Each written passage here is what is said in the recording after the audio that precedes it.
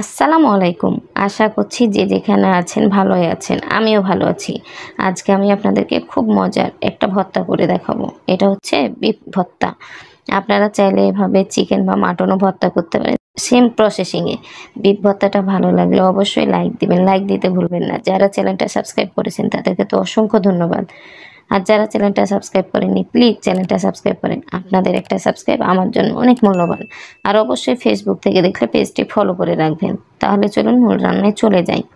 এটা হচ্ছে গরুর মাংস। আমি গরুর মাংসগুলোকে ভালোভাবে ধুয়ে নিয়েছি আর ছোট ছোট টুকরা করে কেটে নিয়েছি।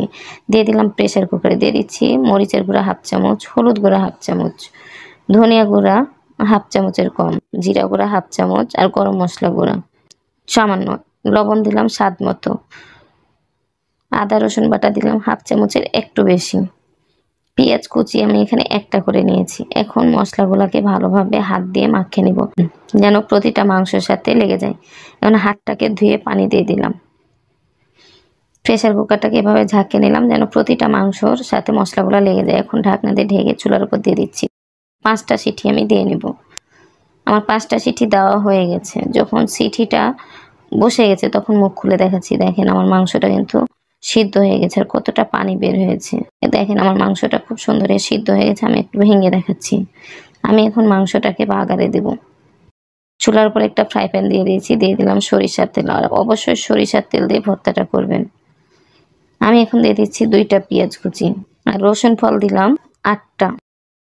এখন পেঁয়াজ আর রসুনটাকে হালকা ব্রাউন কালার করে ভেজে নেব।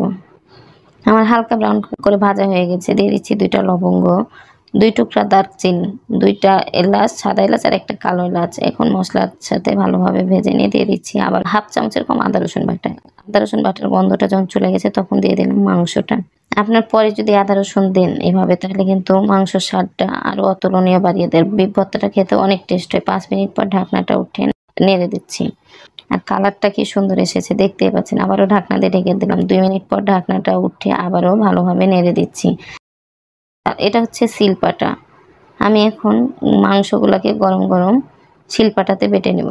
আর অবশ্যই মাংসটাকে শিলপাটাতে গরম গরম বেটে নেবেন, তাহলে পরে আপনার ভর্তাটাকে দেখতে খুব ভালো লাগবে। আপনি যদি শিলপাটাতে না বেটে ব্লেন্ডারে দেন তাহলে কিন্তু আপনার ভর্তা সেরকম মজা আসবে না। যে কোনো ভর্তায় দেখবেন শিলপাটাতে বাটার পরে স্বাদটা ভিন্ন রকম আসে, আর ব্লেন্ডারে করলে ওর স্বাদ হয় অন্যরকম। তাই আমি বলবো আপনারা যে কোনো ভর্তায় শিলপাটাতে বেটে করবেন, তাহলে খেতে কিন্তু খুব মজা হয়। আমি এখন ভালোভাবে মাংসগুলাকে শিলপাটায় বেটে নিচ্ছি। আপনারা চাইলে কিন্তু হাত দিয়েও ঝুরি করে নিতে পারেন, যেহেতু মাংসটা খুব সুন্দর হয়ে সিদ্ধ হয়ে থাকে। যখন আপনারা মাংসটাকে কষাবেন তখন এভাবে যদি 4-5 টুকরা মাংস উঠে বেটে কাঁচা পেঁয়াজ মরিচ দিয়ে ভর্তা করেন তাহলে কিন্তু একই স্বাদ আসবে। দিয়ে দিলাম পেঁয়াজ কুচি একটা আর 2টা কাঁচামরিচ কুচি, ধনেপাতা সামান্য। আমি এখানে কাঁচা সরিষার তেল 2 চামচ দেবো, যেহেতু ভর্তা কাঁচা সরিষার তেল না হলে মজাই আসে না। কাঁচামরিচগুলোকে আঙুল দিয়ে ফাটিয়ে দিচ্ছি যেন একটু ঝাল হয়। এভাবে ভালোভাবে মাখিয়ে নিতে হবে। আমরা যেভাবে ভর্তা মাখি সেম একইভাবে ভর্তাটাকে মাখিয়ে নিচ্ছি। আমি ভর্তাটাকে খুব সুন্দর করে মাখিয়ে নিয়ে গোল গোল করে শেপ করে নিচ্ছি। আপনারা আপনাদের মতো শেপ করে নিতে পারেন। আমি এভাবে শেপ করে নিলাম আর এভাবে সুন্দর সুন্দর করে সাজিয়ে রেখে দিচ্ছি। আপনারা আপনাদের মতো শেপ করে নিতে পারবেন। আর এভাবে অবশ্যই একবার ভর্তাটা করে খাবেন, তাহলে দেখবেন কতটা মজা। গরম সাদা ভাত পোলাওয়ের সাথে বিফ ভর্তাটা কিন্তু স্বাদে অতুলনীয় হয়। এটা হচ্ছে ফাইনাল লুক। আশা করছি বিফ ভর্তাটা ভালো লেগেছে। ভালো লাগলে অবশ্যই লাইক দিবেন, লাইক দিতে ভুলবেন না। যারা চ্যানেলটা সাবস্ক্রাইব করেছেন তাদেরকে তো অসংখ্য ধন্যবাদ। যারা চ্যানেলটা সাবস্ক্রাইব করেননি প্লিজ চ্যানেলটা সাবস্ক্রাইব করেন। আপনাদের একটা সাবস্ক্রাইব আমার জন্য অনেক মূল্যবান। অবশ্যই কমেন্ট করে জানাবেন বিফ ভর্তাটা কেমন হয়েছে। আল্লাহ হাফেজ।